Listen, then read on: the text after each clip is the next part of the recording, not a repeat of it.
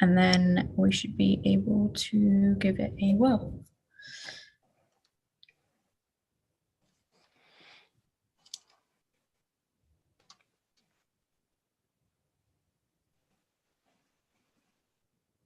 Okay, amazing. Hi everyone. My name is Sonia Barlow. I feel like I'm very close to the screen, so I'm going to move back a little bit. Thank you so much for joining today and getting involved with our webinar. Our webinar is kindly sponsored and catered and hosted by Capgemini. They're going to tell us how side hustles can complement our careers. For those who don't know the LMF story, we started about 2 years ago as a brunch club because I personally felt lonely and like I had no sisterhood or friendship group. And since then, we've transformed into this global community which expands across London, which is now a chapter in Toronto, and we've just launched our first university society at Queen's in Canada. We're a not-for-profit social enterprise. Everything we do is voluntary-led, and most importantly, we want to be here to bridge the skills gap and to encourage inclusion across everything possible. I can see you all starting conversations in the chat. So before we begin, I want to know who you are, what's your name, what brings you here? And we're going to have some poll questions for you to get going with as well. On the call today, I have the lovely Capgemini group, who I will allow to introduce themselves because I won't be able to do the justice, and Tanya, who is our lead for the LMF mentorship program. So Dan, would you like to kick off? Yeah, sure. Thank you, Sonia, for that. So I'm going to share my screen just now, and you should start to see some information come through, and we'll just kick off with some introductions. So just let me know once you can see that.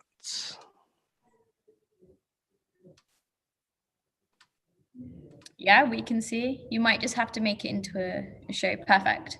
Perfect. Okay, great stuff. So my name's Dan. I work for Capgemini. My role is to manage the early careers, which looks after all things apprenticeships, internships, placements, and graduate roles. We take on around 200 to 300 graduates, apprentices, and placement students each year into lots of different roles, from business roles, consulting roles, and technical roles as well. I've been at Capgemini, this is my second time, but collectively over the last part of the decade, and really excited to be part of this session today to talk about side hustles, which is an area that is not necessarily my forte, but it's an area of significant interest, and you'll start to understand a little bit more as to why later in the session. I'm going to hand over to the girls now to introduce themselves. Okay, so I'll go. Hi everyone, I'm Antoinette, and I'm a software test analyst, and I joined Capgemini on the graduate scheme 2 years ago. And my side hustle is all around influencing. So I have 2 pages on Instagram, and I'm looking forward to talking to you about what I do. Perfect, I'll go next. So my name is Janina Sahota. I work as a business transformation consultant. So you're probably thinking, well, what does that involve? I work on sort of a range of different... Oh, I'm sorry, Janina, but your voice has gone. So we weren't actually able to hear any of that. Okay, how about now? You might just have to come like into the screen, I think, a little bit. How about now? Is that any better? Yeah, that's better. Mm-hmm. Okay, perfect. So I'll start from the beginning again. Apologies about that. So my name is Janina Sahota. I work as a business transformation consultant on sort of a wide range of different projects, helping clients with large-scale IT transformation.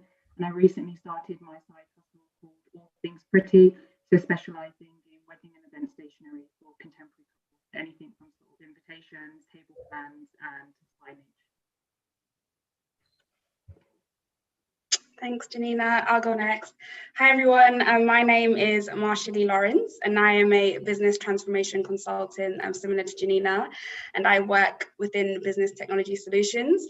So if you don't know what that is in a nutshell, is we help organizations undergo digital transformation. My side hustle is I sell luxury oil diffusers on Amazon, utilizing Amazon's fulfillment business. And I joined Capgemini 2019 February on the graduate program, and I started my business not soon after. That's it from me. Hi everyone, my name is Precious. I'm in the same team as Marsha and Janina, so I'm a business transformation consultant. I started my business, which is called Breeze London. It's I created an e-commerce platform to sell luxury sustainable items to conscious consumers, and I started that probably around September of last year, so a few months after I joined Capgemini. So yeah, that's me. Thank you very much. So now you know a little bit more about us and the team. We wanted to go into the first section of this session. So the first section is we're going to be looking at how and why employers like Capgemini actually acknowledge side hustles. It tends to be a subject or a term which maybe is a little bit taboo. It may be something that perhaps students and young professionals are a little bit less forthcoming to talk about, whether that's amongst their professional network or their peers or their colleagues.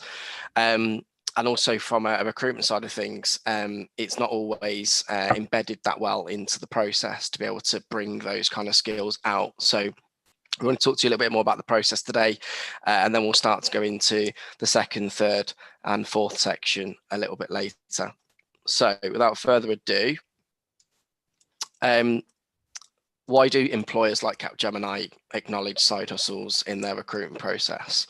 So before we go into a bit more detail, I just wanted to ask those that are watching live at the moment to maybe answer in the chat what they think their answer would be to these questions. So the first one was, what percentage of university students have a money-making sideline of some sort?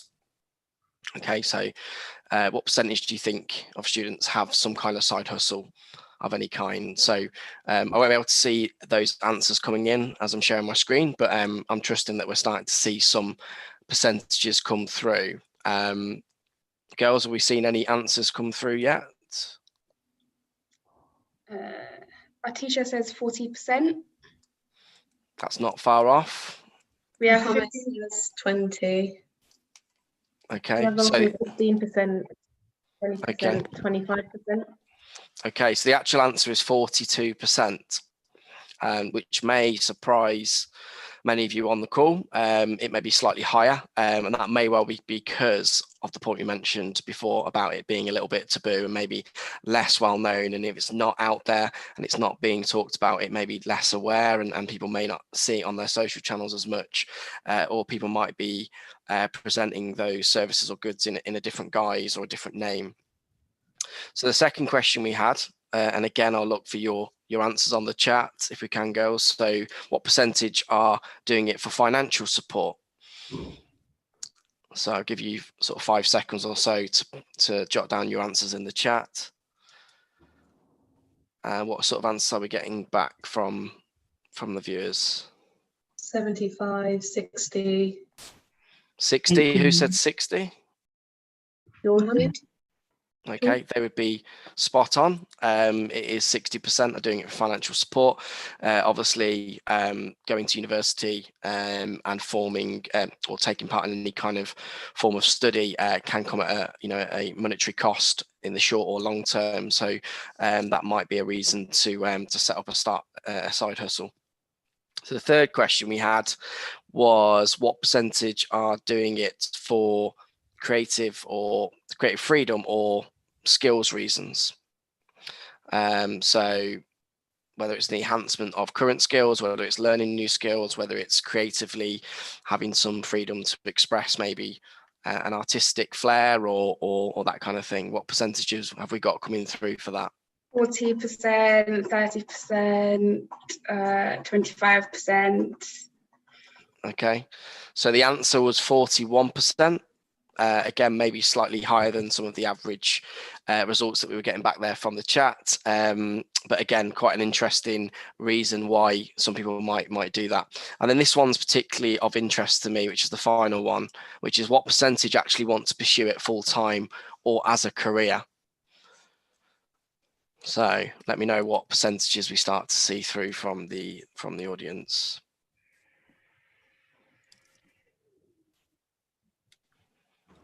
Any come through yet? So 21, 35, 55%. Okay, so quite varied. Okay, so the actual percentage in this particular survey was 16%. So it was probably much lower than the average expectation or average chat result that you put forward there. Only 16% wanted to pursue that as a full-time role or as a career, which is much lower than as an employer, as a recruiter, I would have expected. And that leads us into this second slide here, which is, I'm just going to talk to you very briefly about the recruitment process in general and sort of Capgemini's take on this. So you'll see a statement here on the left, and this was generally the summary statement from the survey that was done by Milkround. And it was saying here that not many are actually adding it to their application process as a candidate. There's maybe some fear that it's going to be looked at negatively and maybe looked at incorrectly, given that the vast majority are not doing it for reasons to do with the long-term, sort of long-term gain or long-term pursuit of that kind of career. It may be that they don't want to be misjudged, and perhaps that might mean that they're seen as disloyal, or that they're not going to be in the company for a long time. So I can completely get that. As a recruiter, I can understand why that information might be left off. But actually, what we'll look at on the next slide is what kinds of things could marry up and how you could actually portray yourself to have a strong side hustle, and how that can be relevant to the roles and the programs that you're going for. So if you look at some of the key stages that you might find in any recruitment process, not just Capgemini's, but in terms of application forms or CVs and cover letters, you will have various experiences, LinkedIn profiles, digital footprints as well, YouTube channels, Instagram profiles, etc., which help to paint a picture as to who you are as an individual. If you're going for a role which is maybe not naturally aligned to your side hustle, it doesn't mean that it's irrelevant, but it means that you might be able to talk about those examples later on in the interview stages, whether that's digital, face-to-face, or an assessment center setup. So there's lots of ways that you can bring your side hustle experiences into working like examples. And in terms of Capgemini in particular, this slide we thought was relevant to share with you because we have a set of core strengths. And I'm not going to go through all of these in detail, but interestingly, in our recruitment process, you won't actually know what strengths we're looking for in a particular question or activity as such. It's not as clear cut as saying, tell me about a time when you did X, Y, Z. And clearly you can see what kind of competency you'd be being assessed on. What we're saying on here is that we assess via strengths, which is more about you telling us what you want us to see and hear about you rather than what you think we want to see and hear. It's not about second guessing as a candidate with us. And a lot of the companies in the early career space use strengths. So if you're not familiar with that, then it's worth having a look into. But you can see across here, and I'm sure the girls will refer to some of these strengths later in the session today, particularly things around personal growth and self-drive. That for me naturally associates somebody that's got that kind of entrepreneurial type spirit and perhaps has a side hustle outside of education or indeed work. It might bring client advocacy if your commercial skills start to improve, if your ability to represent different brands and clients and services and products. It might be a skill that you're picking up there. So I'm not going to go into all of them, but I think you can get the gist that there's actually quite a lot of overlap between what a side hustle can give you in terms of strengths and skills, and how that could be a benefit for an employer, particularly in the recruitment process. So that's the first section over. I'm now going to pass over to the girls who are going to talk about how side hustles can actually make you stand out from the crowd.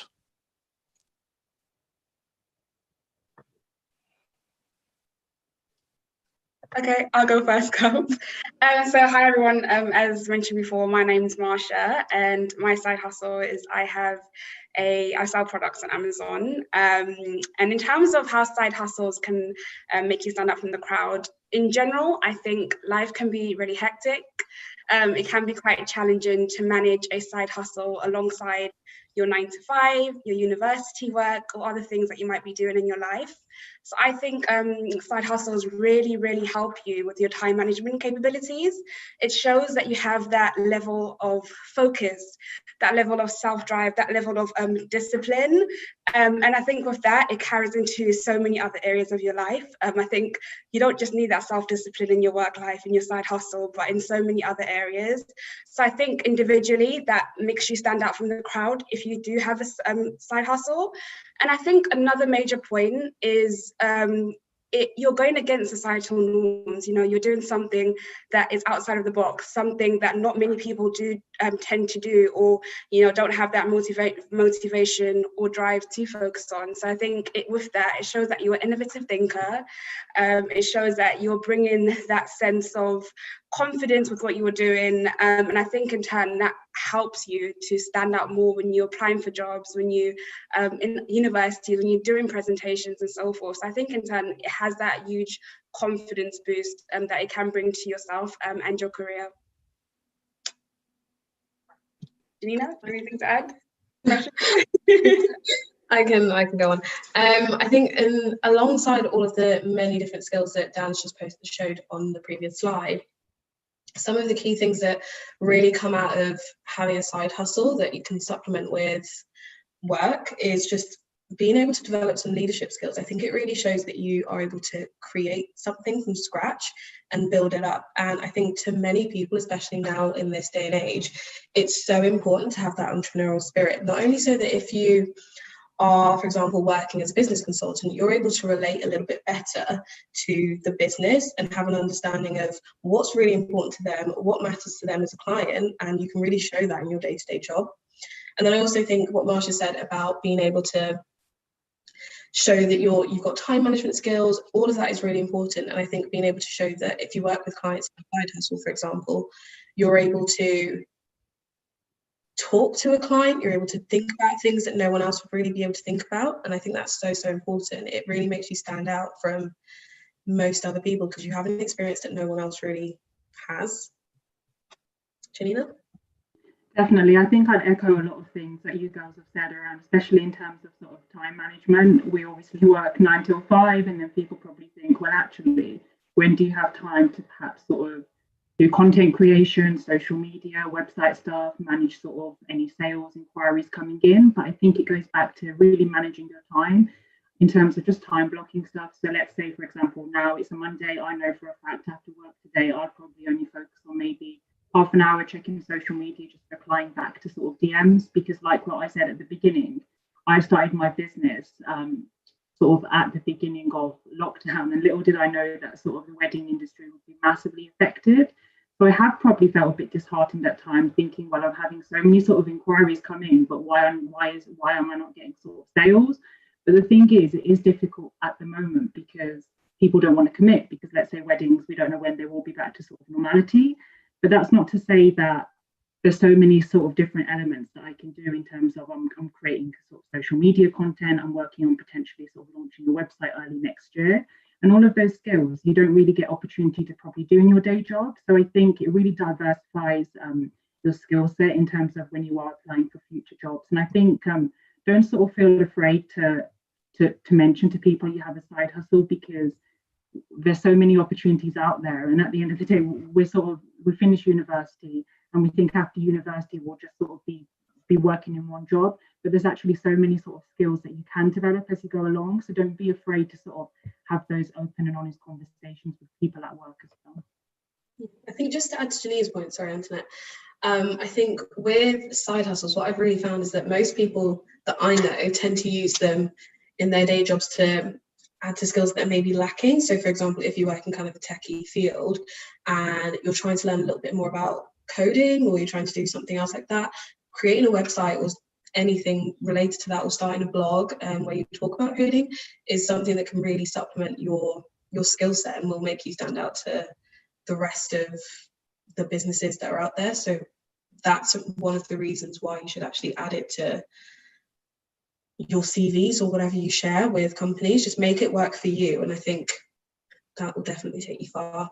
And also with side hustles, I think for me, one of the things was doing something that I'm really passionate about, because I won't lie and say that every single day that you're working 9 to 5 is really, really interesting, because there are really interesting parts, but you don't always get to work on things that you personally might enjoy. So I think that's one of the other things. Sorry, Antoinette. So my side hustle is really different to the other 3 girls in that I am my brand. So I'm an influencer and I have 2 pages on Instagram. And for me, one of the things is when I first started out, I had no idea about the power of social media. But through my side hustle and through influencing, I've managed to learn a lot about how social media works, how to gain followers, engagement, etc. And I think knowing that can also play a huge part in your day-to-day job as well, especially if you work in marketing and work with your company's social media. Also for me, it's the time prioritization as well. That's a massive thing that Marsha touched on. Having the side hustle has allowed me to really improve my timekeeping skills, as well as also my confidence. So I'd say when I first started Capgemini, I wasn't as confident a person, but I have definitely gained in confidence, especially with this side hustle, especially through networking as well. So as an influencer, you're constantly talking to brands, constantly sort of putting yourself out there and collaborating with different people, whether that be other influencers or other brands. So yeah, it's just a vast amount of skills that you learn just through the side hustle, and all of those skills can easily come into play in your day-to-day job. So it's just sort of seeing the connection between the skills you're learning through your side hustle and how you can implement those skills in your daily job. And I think just to add to that as well, I know sort of we've been in this sort of challenging situation since March now, and I've seen so many sort of I say young people and sort of a lot of other people start side hustles. And I think there's so many sort of resources online in terms of so many free resources that we can use, even like a platform like this. We're sort of having that open conversation. Don't feel afraid to sort of reach out to anyone. The only worst sort of option you're going to get is that person doesn't respond back to you. At least you sort of tried. I remember I was potentially asking a few people at the beginning, oh, can I have a bit of support? Can I have a bit of advice? Because they've been in that situation themselves. So I think the power of your network is really key, sort of reaching out to people, just asking them, can we have a 15-minute chat? Can you maybe just tell me a bit about your story? People might not be willing to help, but then people are definitely willing to help and support there as well. Yeah, just to add to Janina's point as well, I think the power of your network and the people around you is so critically important, and it's also the work you're willing to put in. I think there's so many people that think, oh my gosh, I have this idea in my head, I don't know if it will be good, I don't know if it will be useful. There's so many online platforms, so many training tools that you can use. There's videos, there's YouTube, there's Google. You can start somewhere, and you never know, but just having that conversation, that initial conversation with somebody about your idea could lead you to so many different directions. I think don't be shy. Don't think just because you have an idea that you can't do it, because at the end of the day, I think possibilities are endless. And right now there's so many people, especially now during lockdown times, that are thinking out of the box, that are thinking of doing something because they realize life is too short. I want to do something that makes me happy, and I want to do something that adds value to me on top of the career that I'm doing now. So I think your network is really, really important. And just to quickly add to Marsha's point, so I was quite nervous to actually tell colleagues about my side hustle, but at my latest project, I did tell a few of them, and they were so supportive. Even if you went out for dinner to places, they'd be like, oh, do you want me to take a photo of you for your Instagram and stuff like that? Which, I don't know, it shocked me as to how supportive they actually are.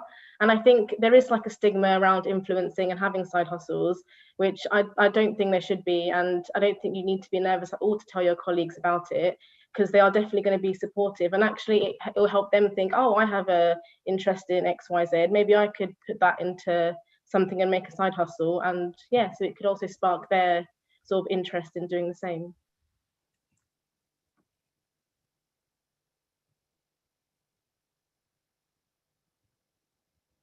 You're mute, Dan, you're mute. Am I still on mute? No, it's fine now. Okay, thanks. It's really interesting around the point around the stigma and internal, because I think, to I guess let you into a secret for those who are watching, the reason the 4 of you are on the screen today was the power of your network internally. I was aware of Antoinette's influencer status, and then it passed on to, I think Janina's doing something, and I'm aware of Marsha's got a couple of things on the, and then it was and then Precious came involved, and it was 37 minutes from the initial chat to having 4 of you on board. That's genuinely what happened. And that also broke down maybe some internal barriers to be like, oh, okay, you guys have maybe weren't as networked before, and you can kind of help each other sort of co-promote your side hustles.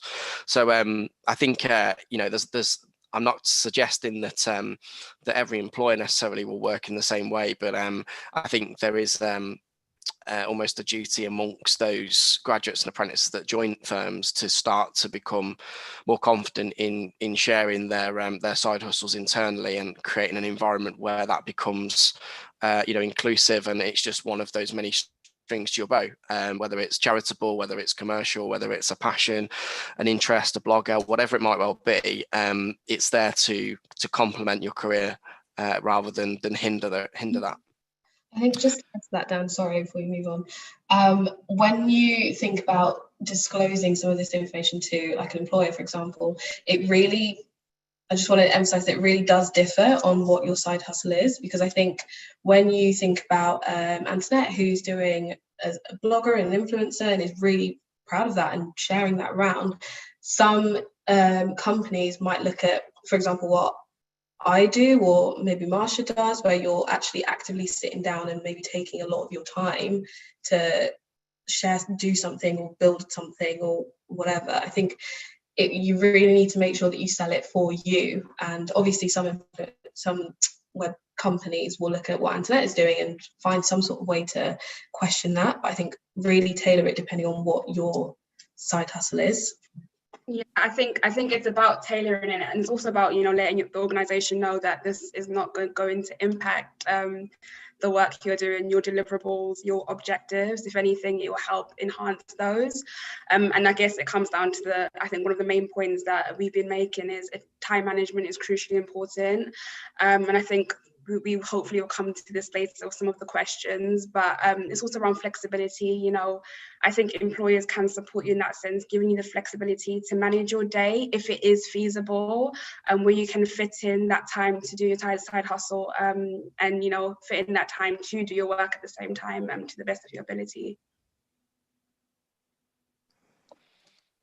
Okay, thank you very much. We're going to move on to the third section now. So we wanted to just share a little bit more with you about how Capgemini supports side hustles and charitable and community initiatives, which I think some of you girls are involved in as well. But you'll see on the screen in a second a list of different partnerships that we have. So I'll talk you through very briefly what they are, and also you'll hear more from the girls afterwards, and I think we'll go into a panel session to sort of end with. So there's certain things that we're particularly proud of at Capgemini. One of them is around our social mobility status as well. So you may not have a side hustle necessarily that's a completely distinctively different thing to Capgemini or your employer, where you maybe have a sales stream or a commercial revenue coming in, but you might actually take an internal project or giving back stream to actually see that as a side hustle, and not something you're there to make profit from or anything like that. And that's what some of our graduates apprentices do, and you'll see a little bit more about that on this slide. So we're quite proud to be the #1 IT and telecoms organisation in this index. The new index has just come out actually the other day, literally last week on Thursday. So we still do remain the #1 IT and telecoms organisation. And we do a lot of work with the Prince's Trust, which you might be familiar with, and we're a gold patron with Prince's Trust. So there's lots of different activities there. We have something called Code Your Future, which is to support refugees with their ability to gain employment in the UK through the use of coding. So a series of boot camps and employer collaborative workshops with the result of hoping to put them into technology roles or into generally the technology industry. And then this links into our sort of wider digital skills for positive futures initiatives as well, which work with the ARC Schools Academy, which some of you might be familiar with, across the UK, and also Lego Leagues, which is to help younger children to become interested in STEM-like careers at a much younger age. We have links into the armed forces as well, so looking to place those ex-forces individuals into roles which might be within the tech sector and work on our client projects. Lots of transferable skills there, and then also our community spirit awards and grants. So this enables us as individual employees in the organisation to vote for our colleagues who might be doing some great work with local charities, big and small, to match their the money that they've actually generated through fundraising. So again, we can have kind of a more collective say on where we think Capgemini's funding should go. And then very finally, this is kind of the core parts of what our graduates and apprentices would do across the business. So it's a fundamental part of their program to give a pledge so that they give back through a myriad of these different activities and many others. Some will go back as alumni to universities. Some might support, very locally with mentoring. As I say, it could be fundraising, and it could be to actually go back to old schools or local schools to talk to young females in tech, or it could be to go to some of the less privileged areas or schools that might not be performing as well, to give them some hope and inspiration for their young students. So I guess even if you are a graduate or an apprentice in Capgemini and other companies, it's not mandatory that you have a side hustle. It's becoming potentially the norm with the numbers that we outlined at the start of the call. But I guess the key message we wanted to say was that the skills that you can actually develop with these side hustles internally, it doesn't have to be something that's on Instagram or on YouTube or on a website, or that brings in a revenue or provides goods and services. It can actually be that you can tighten up on some of these skills and develop new skills actually within our internal programs as well. So I think we're going to go back to yourself, Sonia, for the final part of the session. Are you there? Yeah, can you hear me? Yes, we can. That was super refreshing. I'll tell you why, because my last employer was not keen on me having a side hustle, despite it being a charitable organization such as the LMF network. So it's great to see that in 15 months, we have one of the largest consultancies saying, have a side hustle, tell us what it is, and make sure that we can help amplify your skills within and outside of the business. So it's amazing. There's a few questions that have come in that I'm going to go through, but at the same time, I encourage more questions. There is a great one from Artisha, and Artisha asks, how did you all decide what side hustle you wanted to pursue? And how do you make it different from people who are doing the same or similar thing? So I'm going to also extend that question to, how did you decide that you wanted to start your side hustle in the side hustle that you wanted? But how did you decide that you wanted to become consultants at Capgemini? Because I think normally, especially as women, it's not the first or foremost thing that you really are driven to, especially in school and education. It's not like, hey, there's a job role that's called consultancy. And it really drives a whole different narrative. So I'm going to ask Marcia, and then Antoinette, and then Janina, and then Precious, just so that you know in the running order, if that's cool. Hi, Sonia. Pronounce my name Marsha. I'm so sorry, Marsha, but definitely correct me, 100%. So just to answer your first question in terms of consulting, I think if you ask consultants, a lot of consultants this question, they'll be like, I just ran into it. I didn't know what it was before. But in terms of consulting, I think it gives you that variety, and especially in the area that Janina and Precious and myself are in, it's very much people focused. You want to add, it's about adding value to the organization. It's about making a difference. And I think with the person I am, I want the work I'm doing to have an impact. I want the work I'm doing to be able to, I can say after, wow, this has really improved their processes. This has really improved the way they do their jobs, their systems, and stuff like that. And another thing is consulting, it gives you that you know, they say variety is the spice of life, and I keep saying this, but every day is not the same. It's not that it's, you know, it's BAU, everything, you have repetitive tasks. Of course, that comes with any job you have, but it gives you that variety, the ability to lead workshops, the ability to take ownership and drive initiatives from the beginning. And I'm sure Janina, Antoinette, and Precious, you can attest to this on the call, that you are really thrown in the deep end. And I think Capgemini, they really support graduates in that process. In terms of my side hustle, how it came about is I had a friend that was running had a lot of products on Amazon, and you know, he mentioned to me that it requires little maintenance, but it's a really good source of income as well. And I was thinking, wow, this is really good. I have a 9-to-5, you know, and that, you know, I have an idea of selling a potential product on Amazon that I think can be really useful. So we found, after speaking to the suppliers, and then my partner traveling to China and then negotiating with the supplier, we found out that, you know, and after doing a lot of market research as well, we found that luxury oil diffusers are something that's growing in the industry, and something that people, you know, would want to use.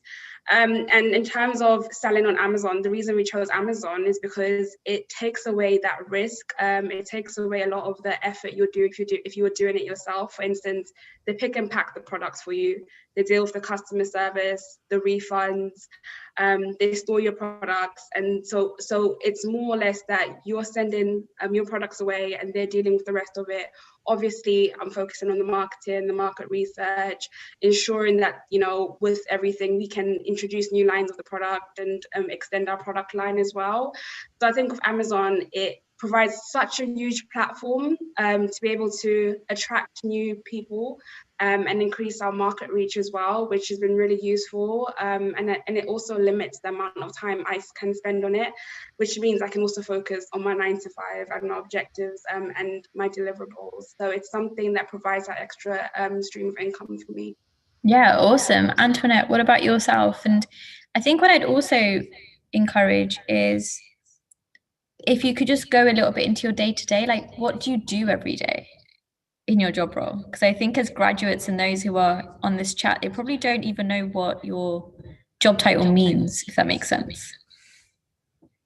Yeah, sure. So I'm a test analyst. So what that involves is testing various systems or websites that we've helped to develop at Capgemini. Just testing them to see that they work and meet the business requirements. So I'm quite into detail, quite a picky person, and I find that helps in both my day-to-day job and also in my side hustle as an influencer. In terms of how I got into consultancy, like Marsha said, I didn't really know what a consultant was, but I had a friend who was a consultant who sort of told me about what it was, and then that's how I sort of got to know about Capgemini and applied for the role. And to be honest, being a consultant is great because you get to go from project to project. You're never doing the same monotonous tasks daily. You can be on one project for 6 months, then move on to something completely different for another 6 months. And so I like that variety. You're never bored, to be honest, at Capgemini. And also the other thing is you can do join societies on the side as well. So you have your day-to-day job, but you can also get involved in various charities, like Dan touched on, which sometimes can be lacking in other companies. In terms of my side hustle, how I got into it. So I had my page was initially a travel page, but I had a brand reach out to me to collaborate with them. And that's sort of how I got into the influencer and sort of got exposed to what influencing was, met a lot of other influencers as well, and sort of learned about social media through that. And it's like a massive, there are so many influencers out there, as you probably already know. So to sort of stand out from the crowd, to be honest, it's just about being yourself and sort of talking about stuff that people can relate to. So not just talking about the good stuff, the highlights of your life, but also talking about the stuff that maybe annoys you or that's made you upset. Because I feel like when you're relatable, you can really reach out to a lot more people. And I find when I am relatable and I'm myself, I get a lot more DMs from people saying, oh, they've been going through the same thing, asking for advice. And I feel like as an influencer, that's what you want to do. You want to be there to influence people, but also to sort of be there to support them and to let them know that they're not alone in life. That's really cool. And I believe that those basic skills of empathy and communication, especially translation, are the ones that you're very much presenting and articulating back into your business. Just talking about, how can they amplify your career? Having been a consultant myself for 3.5 years, communication skills are so key in being able to deliver any and every message. Janina, what about yourself? Yeah, so a little bit about my role then. So I guess, business transformation consultant is sometimes difficult, isn't it, to really understand what it is. So I guess just a bit of insight into one of my previous projects. So there was a new sort of mobile application tool that was going out to sort of a major airport client, and I was there to sort of support with transitioning the key staff. So obviously they were used to sort of pen and paper doing everything quite manually, and they were going to a completely new way of working. So that's when sort of I come in with, as a graduate consultant, with sort of the rest of the team there to support that transition and that move from both a business perspective, but also a tech perspective as well.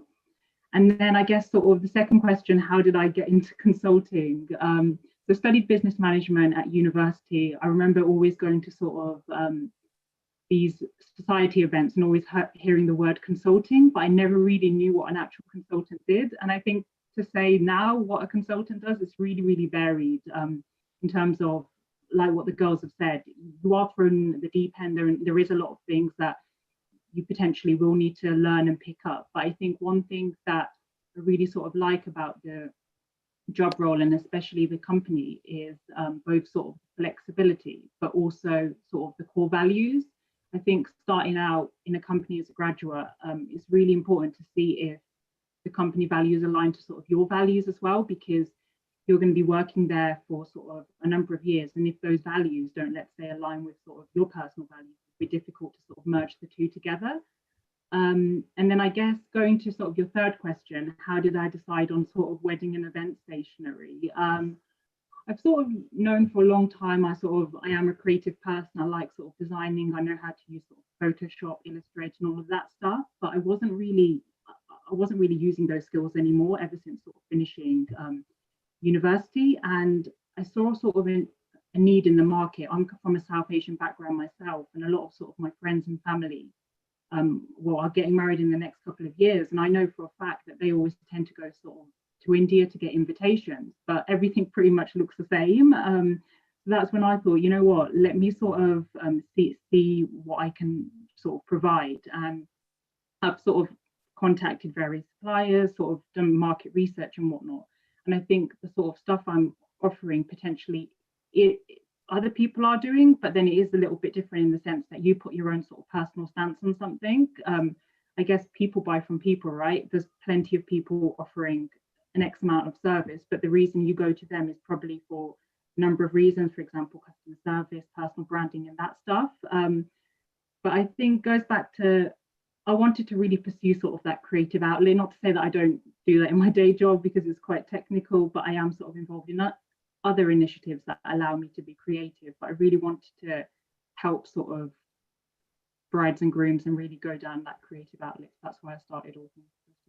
I mean, if a lot of your family and friends are probably getting married, are they just messaging you for discounts?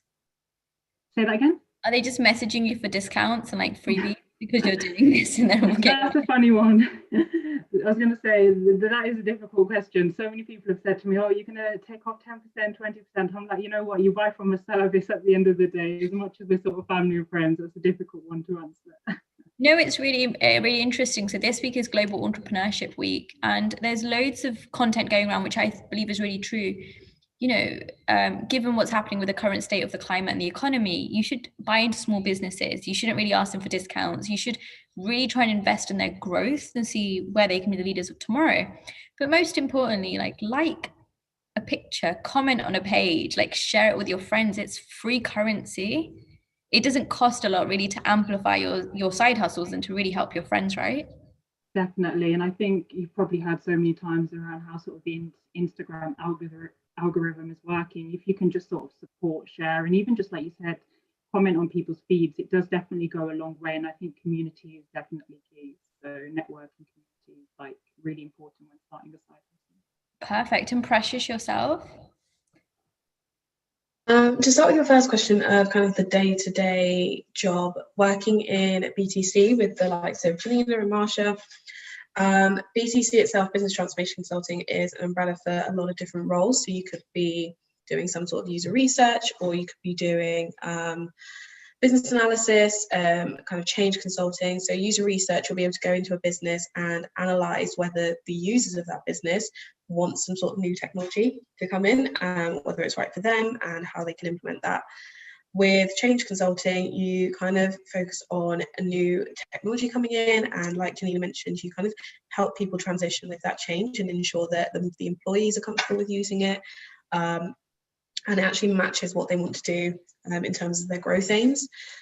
For business analysis, you can just take a look at, it's kind of self-explanatory. You look at the business and analyze whether they need to implement a certain product or a different type of product, and how they can do that, whether it will actually improve their processes, their growth, their target operating model, and those sorts of things, but obviously all based around technology. In terms of how I knew I wanted to get into consulting, I actually studied law and did a little stint in that, decided it was definitely not for me, but I wanted to stay in the advisory sort of space. And I knew a couple of consultants from going to university. And I wanted to stay in the space where I was able to help a client grow something or advise on growing something. And so I really looked into consulting, researched it, and actually Capgemini was one of the few consultancies that I applied to because it just matched with the values that I had. I mean, fun is one of their values. So I really, really resonated with that, and wanted to pursue this route. And similarly to Janina, I kind of started my business because I wanted a more creative outlet. I have certain skills in different areas, and one of them is like kind of website design, and I really enjoyed that, and then also enjoy sustainability and fashion and clothing and all that things. So I really wanted to find a way to combine them. And after visiting a couple of places like Nordic countries in Switzerland, Norway, I realised that their form of sustainable fashion is way more advanced than anything that we have in the UK, and I just really wanted to bring that back. So I took a look at the market, did a bit of research, went on GoDaddy and bought a website domain and just started building my website. And I follow the kind of model of the likes of Farfetch and ASOS, where it's just a bunch of different brands under one website, just helping promote sustainable women's wear. And yeah, some of the skills that I have to take from that is definitely the communication side of things, because I have to approach clients and sell them the fact that they should sell on my website, and it's definitely a big skill in itself, and something that I have translated into working at Capgemini. I'm a very persuasive person, if I do say so myself, so I'm able to communicate with clients and sell certain things, especially when you have an idea as a consultant and they have an idea as a client and they sort of clash. You're able to sell yourself more and your ideas better. So that's what I've been doing. That's really interesting. You made a really good point, and I wanted to kind of extend on it and digress a little bit. You all have side hustles and you're all so passionate about them, which I absolutely love. And that's like, I'm all for side hustle gang. But do you, one, put it on LinkedIn?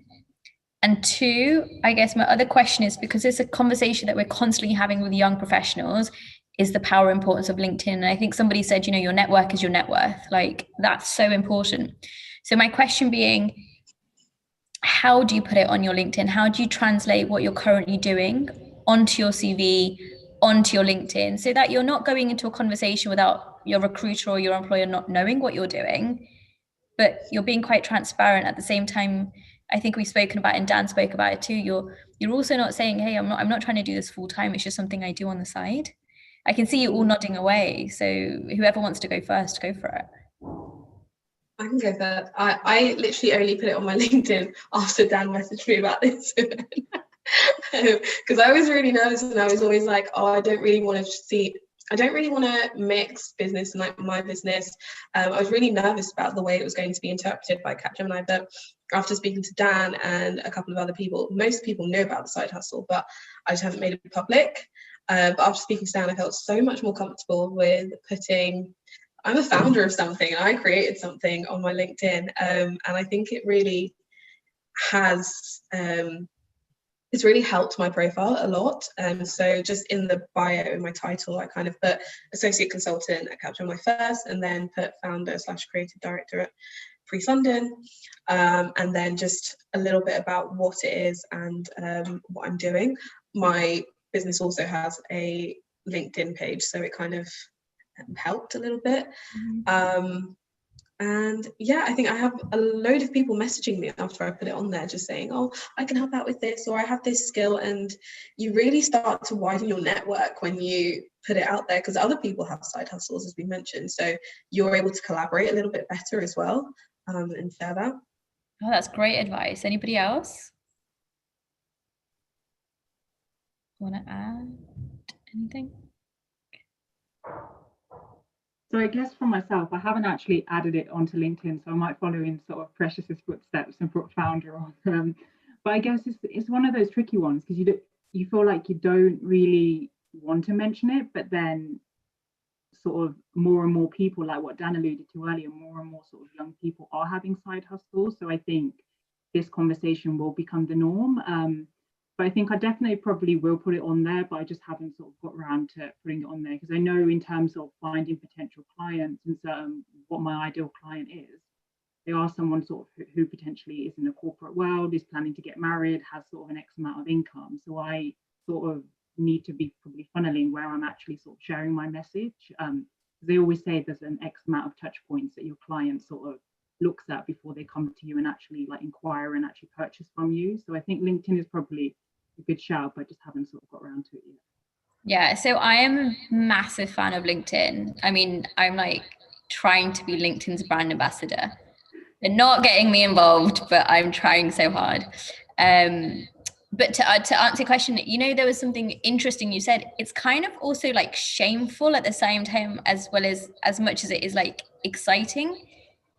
And maybe, you know, from my own experience, it was shameful in the sense, and not that you're ashamed of it, but you also don't want to digress from the work that you're doing. And especially as a woman, unfortunately, and a person of color, you have to work extra hard to just prove yourself.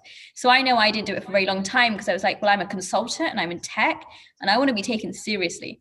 I don't want to give anyone a chance to think, hey, well, she's doing something else on the side. But to talk about what Precious mentioned, once you put it up there, it really makes a difference. People see your skill set. So, you know, for example, your consultancy might be expanding into fashion, into sustainability, into social media, and they're like, wow, we've got some talent. I do see questions coming through. So if one, I think, Marsha, you had something to say because you've unmuted a couple of times, and then I'll ask through 2 questions that came through, if that's cool. Sure. I just wanted to add on to your point about putting your side hustle on LinkedIn. I think it's especially relevant now, especially now with the job market being very difficult. And I think a lot of employers are asking, you know, what have you been doing with the spare time you've had? How have you been utilizing it? And I think if you can use your side hustle to highlight those key skills, to highlight those key things that you think, you know, align to the company you're applying for, it can make you stand out, as opposed to somebody who's just, you know, looking and hasn't got a background in the industry they're trying to get into. So in terms of putting it on LinkedIn, I'm all for it. And I think after this and after, you know, speaking to Dan, it's something I will do, which I haven't done yet. So I didn't think it was relevant to do it. But I agree with you. I think it's really important. I think it unlocks a lot of your network that you didn't even realize that have side hustles or can support you. Yeah, and just on that note, if you all need any support with that, just drop me a DM and I can help you with that. Like I said, not only LinkedIn Queen, I hope LinkedIn listening to everything I say, but also think it's really important. I put everything I do on it. We've had a couple of questions come in. So there's some specific questions around your own businesses. So what I'm going to do is, everyone who's watching, we have like loads of people watching on YouTube and LinkedIn Live and in the webinar. So everyone who's watching, please connect with the lovely ladies individually and ask them the questions, because they're questions like manufacturing and retailing and growing. And Antoinette, someone's asking how much you get paid. So I'm not going to ask you that in live, but I might need to come back to that afterwards as well. We've had a great question come in, which is really relevant to yourselves as consultants and Capgemini. And I think it's a nice way to start summarizing. Someone asks, did you struggle with applying to Capgemini or any other consultancies in the sense that consultancy was something you came across unintentionally, especially being a tech-focused firm? Were you already in tune with the tech news? Or is it something that you weren't necessarily questioned on when you went through the interview process? Yeah, I think it's a really, really, really good question. And I think a lot of the time it does depend on the role you are applying for within Capgemini. There are roles that are very technical, and you might need to have, I think Dan can answer this better than I can, that you will need to have, that tech background or a mathematical background. But a lot of the roles, and speaking to the head of my business area, a lot of the roles are skills that you can pick up, on the job, and things you can learn, and they can train you for that.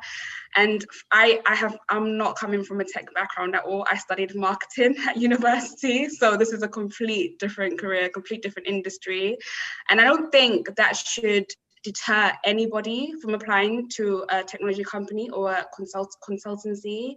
As long as you have that passion, that confidence, and that drive, and you don't need to know the industry in and out, but you have an idea of, what the company's doing, what is new, what is trendy. I think that is really relevant.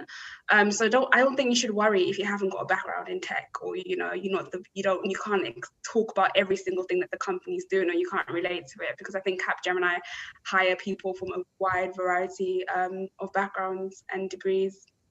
Amazing. Anybody else have anything to add? I think Precious unmuted. Yeah, I think just to add to that, Capgemini definitely does focus, I think, my area focused a lot more on the people aspect of hiring. How do I communicate with people? How do I elaborate things? How do I speak to clients? I think that was one of the key areas they really wanted to focus on. And I think I personally did have an interest in tech before coming, not to the extent where I could build anything or talk about anything, but I think all of us, luckily in our generation, we kind of have a basis of understanding for technology anyway, just understanding what's trending, what's going on, as Marsha said.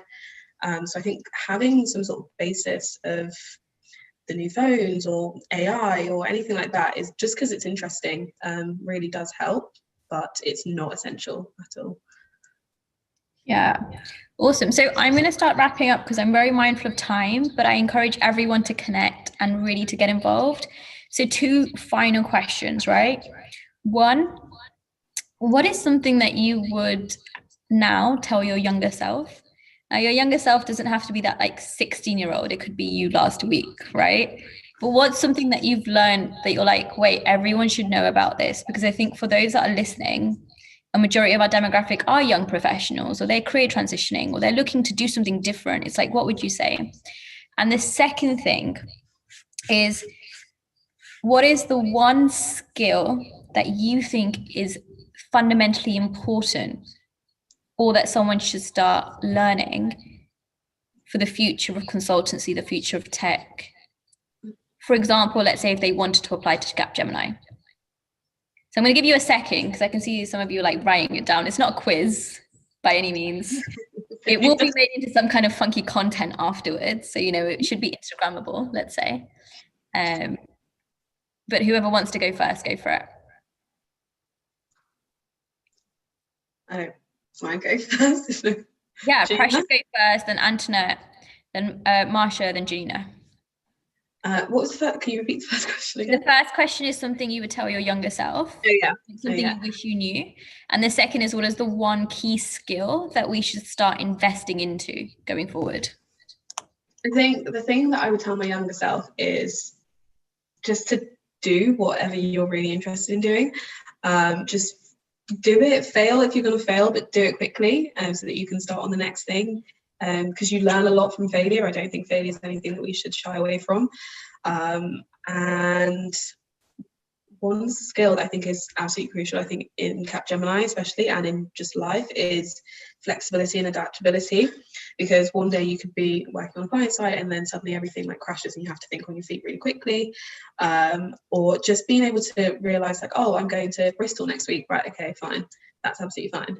Just being adaptable and being flexible in your thinking and in your actions, I think is just really important to have. Perfect. I love the fact you brought Bristol in. I feel like every consultant has been to Bristol in their life. We can talk about it, but if you haven't been to Bristol, you're not a consultant. Basically, that's what I've got to. Antoinette, what about yourself? So one thing I would tell my younger self is to not give up and to also not care so much about what other people think. I think with being an influencer, you care so much about what other people think, their opinion of you. But I think as long as you're true to yourself, that's all that matters. And in terms of like persevering and never giving up, during lockdown, I sort of wasn't sure if it was something I wanted to continue with. Obviously, as an influencer, you're out and about, reviewing restaurants, etc., establishments, networking with people in person, and obviously lockdown totally ruined that for a lot of us influencers.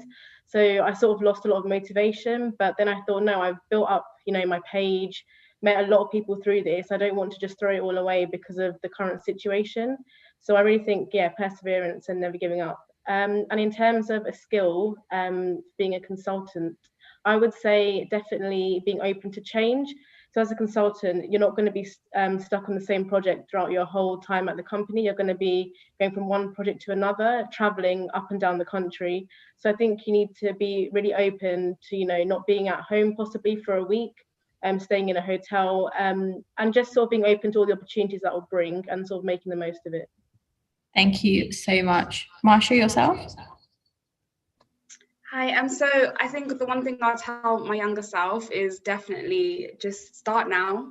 So I think with a lot of us ladies, I think we always think, I'm waiting for the time to be right to do this, And I just think start now, because at the end of the day, you'll never know until you start, and you will fail down the road. You will have bumps in the road, but that's what makes great people successful.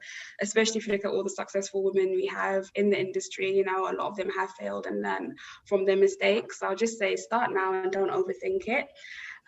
The one skill I would also say in terms of consultancy. It's a difficult question. I think they've covered a lot of the useful skills, but I think one thing is to have that self-discipline, because you will be thrown in environments where a lot of the time you might be by yourself. You will be working from home a lot. You'll be, especially now during lockdown, you're working from home. So you have to have that self-discipline and motivation to manage your day effectively, to be able to also have that work-life balance, and motivate yourself to do things when things are difficult and challenging. Thank you so much. And finally, Janina.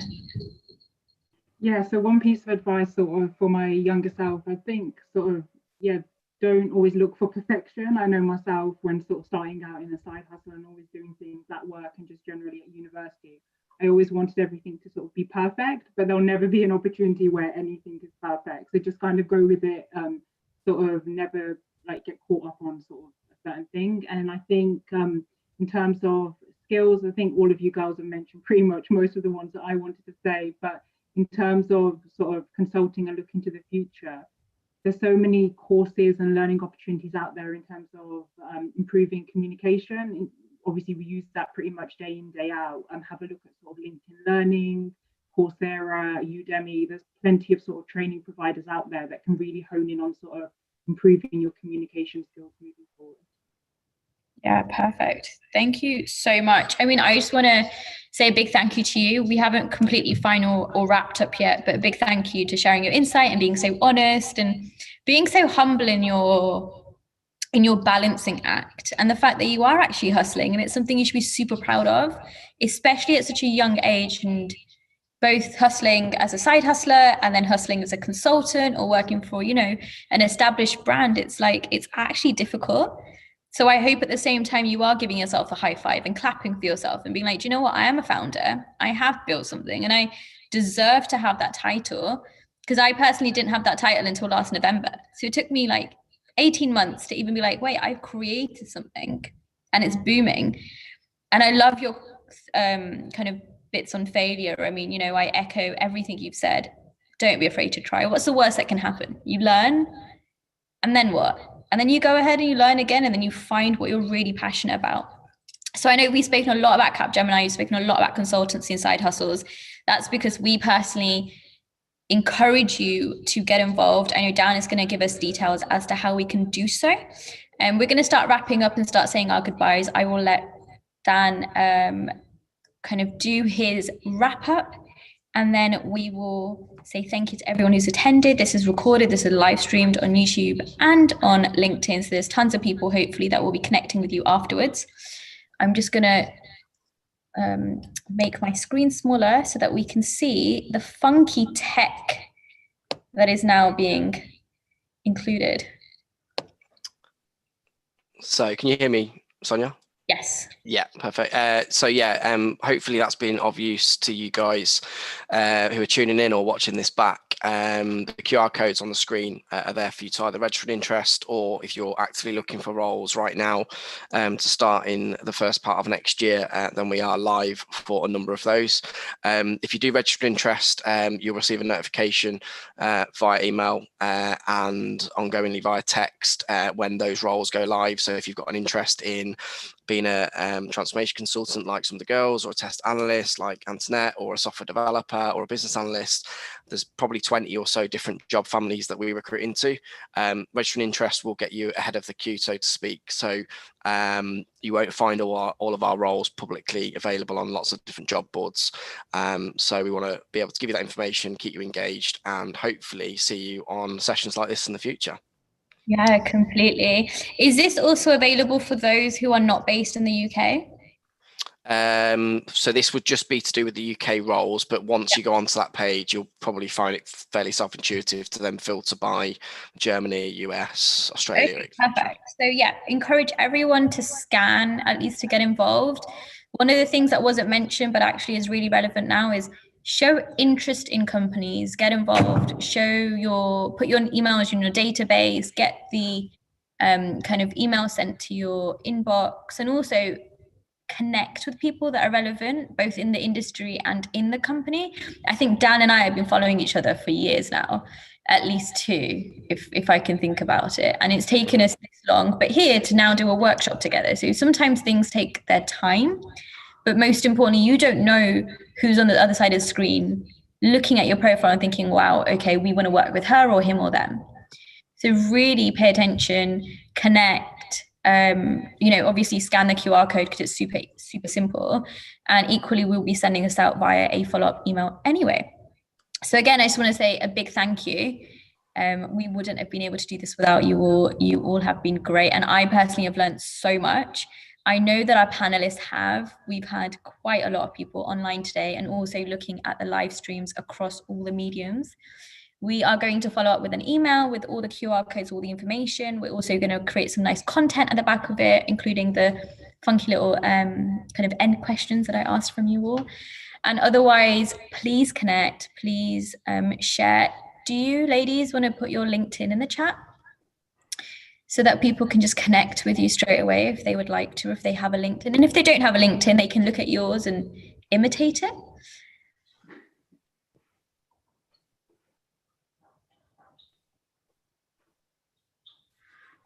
Everything will be sent your way. It will be sent by email. But again, I just want to thank you for your time.